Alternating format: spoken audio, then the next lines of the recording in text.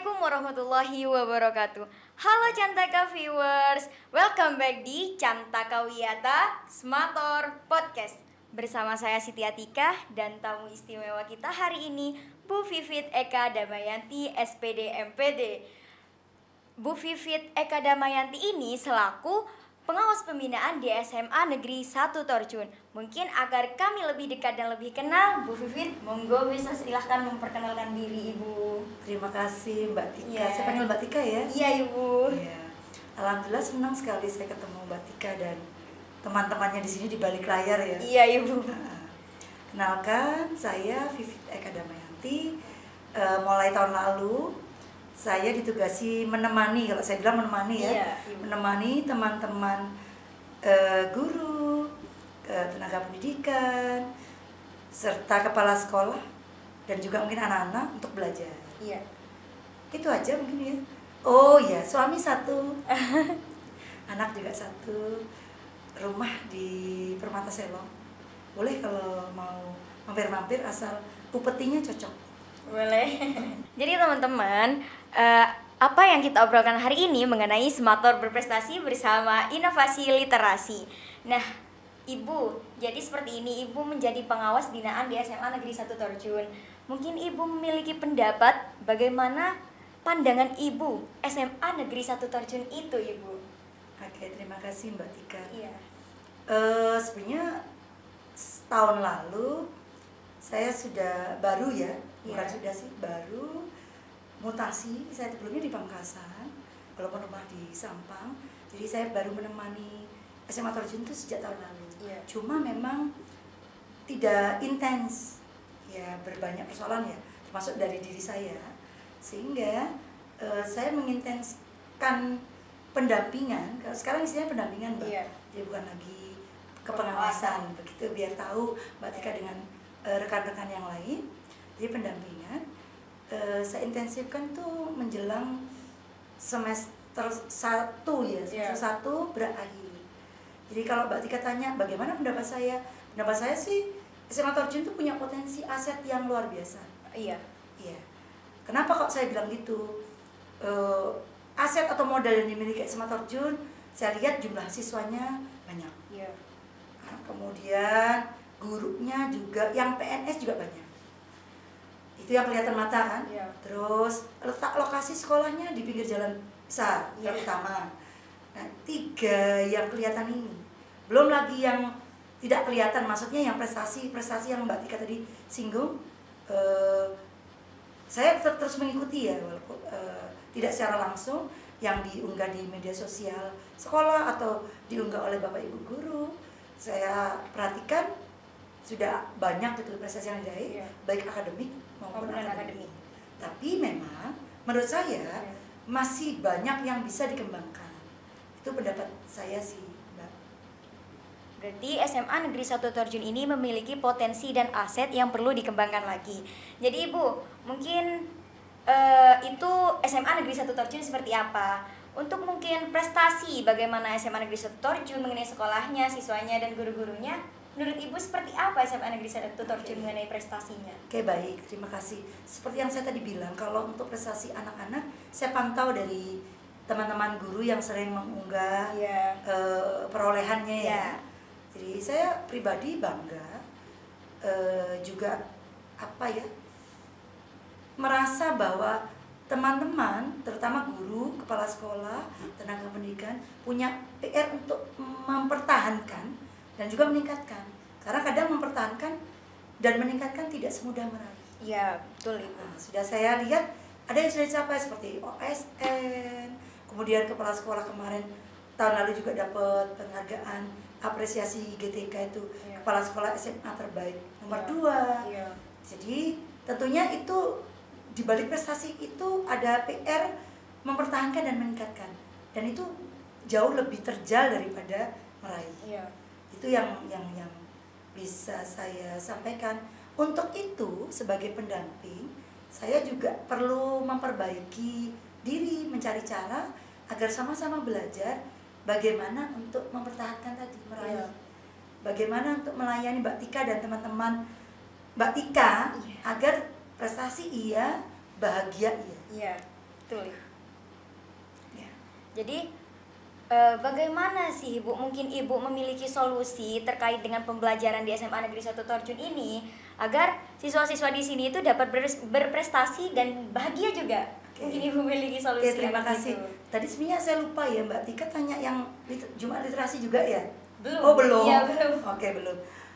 Kalau saya nggak tahu ya, karena memang sebagai pendamping, saya tidak langsung bisa langsung ke Mbak Tika dan teman-temannya, langsung ke murid. Saya memang lebih job description-nya lebih mendampingi teman-teman guru, kepala sekolah serta tenaga kependidikan. Cuma sekilas tadi kebetulan hari ini memang saya niat kesini untuk belajar. Jadi bukannya mendampingi, saya juga perlu belajar nih dari teman-teman di sini.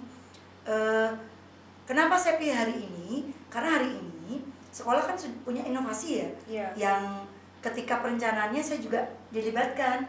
Jadi saya senang sekali dengan komitmen pengelola SMA Torjun, kepala sekolah dalam hal ini Pak Sugeng, untuk melibatkan pengawas dalam perencanaan.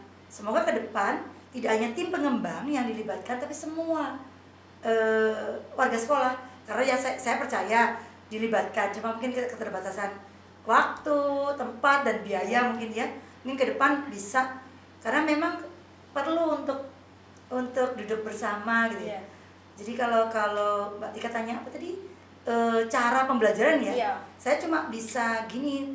Tadi sempat sih saya izin masuk kelas, melihat ada yang sedang presentasi hasil bacanya ya.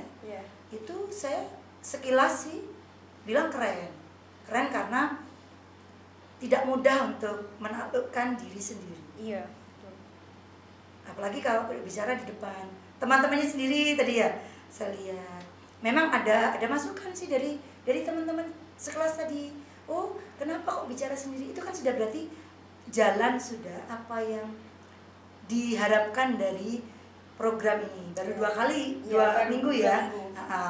Jadi itu salah satunya. Terus gimana pembelajaran? Saya nggak tahu apa yang sudah terjadi di pembelajaran. Realnya bagaimana? Tapi harapan saya dengan saya mendampingi teman-teman guru, apalagi di sini kan banyak yang guru-guru hebat ya, yang ikut guru penggerak, yang guru walaupun bukan guru penggerak tapi sudah banyak selalu update, selalu komitmen terhadap anak-anak, jadi ngajarnya bagus, menarik. Saya rasa kalau itu dipertahankan dan terus direfleksikan, pasti makin bagus lah. Oh, berarti kalau guru-guru di sini mempertahankan apa yang sudah didapat dari pelatihan, seperti apalagi sekarang kurikulumnya merdeka ya Ibu, maka SMA Negeri 1 Torjun mungkin akan lebih meningkatkan lagi apa itu prestasi. Ibu kan sebagai pengawas binaan SMA Negeri 1 Torjun, apalagi sekarang itu SMA Negeri 1 Torjun memiliki beberapa inovasi. Salah satunya adalah inovasi literasi atau inovasi Juliet, Jumat Literasi yang diadakan di sekolah kami SMA Negeri 1 Torjun. Bagaimana sih menurut Ibu program yang sudah dilaksanakan SMA Negeri 1 Torjun ini mengenai Jumat Juliet ini? Oke, baik, terima kasih Mbak. Ketika perencanaannya saya tadi sudah cerita ya, saya sudah memuji, ada Pak Mujib, ada Bu Nani pada waktu itu, saya sudah memuji ini bagus nih. Konsepnya udah bagus. Cuma realisasinya kan belum waktu Desember kemarin. Oleh karena itu saya lihat kemarin yang pertama minggu lalu ya, saya lihat dari YouTube-nya begini-begini, oke. Karena itu saya ingin lihat sendiri, beda ya. Ketika kita lihat dari YouTube, lihat sendiri, beda. Kadang-kadang kan video yang bagus itu kan perlu proses editing. Saya ingin, bukan saya sedang mencari kesalahan, tidak. Karena fungsinya saya mendampingi sebagai pendamping, bukan pembina lagi sekarang namanya. Pendamping itu kan bagaimana yang didampingi makin lagi, gitu. Jadi saya sengaja janjian untuk kesini pagi-pagi, semoga tidak terganggu ya, karena ada orang luar. Anggap saja saya bagian dari keluarga besar SMA sehingga tidak terganggu untuk melihat. Tadi sekilas saya keliling ke beberapa tempat karena di perusahaan ada, di depan ada, di luar ada, di gazebo luar. Saya sempat ngobrol-ngobrol juga. Saya rasa kalau ini konsisten dijalankan dan ada refleksi berkala, pasti bagus. Jadi kuncinya adalah ada refleksi. Refleksi baik dari Mbak Tika selaku anak yang merasakan, anak-anak, teman-teman wali kelas Mbak Tika dan anak-anak yang lain, juga guru-guru lain. Nanti apa sih? Apa yang sudah bagus, yang perlu kita pertahankan? Apa yang kurang? Mungkin nanti setelah satu putaran baru bisa direfleksi. Tapi dari 2 kali pelaksanaan, yang pertama saya nonton di YouTube, yang kedua saya lihat sendiri. Saya tadi dengar umpan balik beberapa anak yang ada ngaku, oh saya seneng, soalnya nggak bosen di luar kelas. Ada yang ngomong, saya sebenarnya males baca. Memang kelihatan wajahnya nggak bahagia. Ya kita nggak bisa maksa orang ya. Saya tanya, kenapa kok males baca? Saya lebih suka video. Oke, baik. Terus kalau kamu membuat video yang baik, kamu memangnya hanya perlu referensi dari video orang lain? Oh, enggak, Bu. Terus kamu baca itu untuk apa sih? Untuk menambah ilmu pengetahuan. Orangnya sendiri yang bilang, oh kalau sudah begitu berarti apa? Ya saya harus bisa memaksa diri katanya. Oke. Memang membaca, menulis itu kebutuhan dasar, keterampilan dasar manusia. Jadi masa sih manusia Indonesia, khususnya anak-anak terjun, nggak bisa melampaui kemampuan dasar itu. Jadi ini PR bersama. Membaca tidak sama dengan melek aksara ya. Ketika Mbak Tika bisa baca Jawa Timur, itu belum bisa dikatakan memiliki keterampilan membaca. Tapi ketika bisa memahami esensi, menceritakan kembali, menuliskannya, itu baru level membaca yang sesungguhnya. Kalau kesan saya positif banget. Memang saya niatnya juga belajar. Kenapa? Sebagai pendamping, saya perlu terus update juga. Untuk apa? Kalau Bapak Ibu tugasnya di sekolah, kok saya tugasnya mendampingi beberapa sekolah. Jadi praktik baik yang di sini akan saya coba adaptasi untuk apakah bisa dengan model lain, kemudian kondisi yang tidak sama, baik Sapras, anak-anaknya juga, untuk tetap bisa, tujuannya muara utamanya membahagiakan anak-anak. Syukur-syukur bisa meraih prestasi.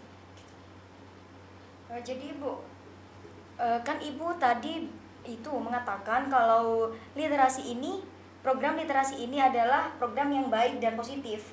Mengapa Ibu menganggap itu adalah program yang bagus untuk SMA Negeri 1 Terjun? Iya, seperti yang saya bilang tadi, keterampilan dasar manusia terdidik adalah membaca dan menulis. Apalagi hasil rapat pendidikan di SMA Terjun udah hijau apa masih merah ya? Saya kurang ingat karena waktu kita baca bareng-bareng itu. Jadi dari hasil rapat pendidikan itu muncullah inovasi ini. Inovasi ini untuk menjawab, merespon. Itu kan hasil tahun lalu ya. Bu, apakah kondisinya sama sekarang? Kita nggak tahu. Nanti kita lihat tahun ini kan akan ada lagi NBK. Tapi paling tidak, saya terima kasih pada teman-teman ini stakeholdernya SMA Terjun ya, pada kepala sekolah, pada semua guru, TU, karena sudah berpikir, dan anak-anak juga Mbak Tika semuanya mau untuk melakukan ini. Karena apalah arti inovasi Jumat literasi kalau Mbak Tika misalnya nggak seneng. Nanti jangan-jangan gini kayak yang sekarang viral ya, kapan tidurnya, kok banyak tugas kayak gitu. Jadi saya bilang itu positif karena ini menjawab data yang sudah Kemendikbud sediakan ya. Namanya upaya. Sukses alhamdulillah, gagal di mana gagalnya? Tentunya kita berharap dan berdoa agar sukses ya. Makanya itu perlu refleksi. Saya bilang gitu. Jadi perlu refleksi dan evaluasi ya Ibu. Mungkin ada Ibu pesan untuk SMA Negeri 1 Terjun ini untuk langkah ke depannya. Oke, baik. Ya pesan saya sama ya. Saya sebagai teman belajar, pendamping, berpesan agar semua orang warga sekolah ini, baik yang masih di sekolah maupun yang sudah alumni, itu sama-sama memberikan yang terbaik untuk sekolah. Kalau sudah sama-sama niatnya, apapun caranya enak. Jadi sama kepada anak-anak Mbak Tika CS juga, ketika sudah alumni, ketika sudah lulus, apa yang bisa dibantu? Dibantu itu tidak harus uang ya, pemikiran, tenaga. Syukur kalau memang bisa membantu dana, karena itu boleh. Tentunya program sekolah apa yang bisa didukung, atau juga gitu dari anak-anak apa yang bisa, usulan apa supaya terjaga kebiasaan baik ini. Karena ingat, mempertahankan dan meningkatkan jauh lebih sulit daripada dari nol meraih. Karena semakin tinggi seseorang, semakin keras angin yang menerpa, ya kan? Iya. Kayak pohon aja, kok kalau dia rata dengan pohon lain aman kan? Aman. Kalau tinggi sendiri, nah itu sudah ungkapan yang memang benar. Jadi nggak ada ceritanya. Kalau pengen sukses, kemudian nggak usah ngapa-ngapain lah. Nah, mungkin jadi itu aja. Mau bareng-bareng kolaborasi, memberikan yang terbaik. Siapapun itu, baik sebagai murid, sebagai guru, sebagai TU, sebagai kepala sekolah, sebagai komite, sebagai alumni, masyarakat sekitar. Jadi harus saling merangkul juga. Fasilitas Sorjun ini, karena kalau enggak nanti pasti ada ya yang loncat pagar atau pagar yang dirusak. Jadi saling memiliki, kalau sudah saling memiliki nanti pasti ada yang gini, kamu kok lewat mana nih? Jadi tidak harus dari guru atau tidak harus dihukum gitu loh. Nah, gitu harapan saya sih gitu.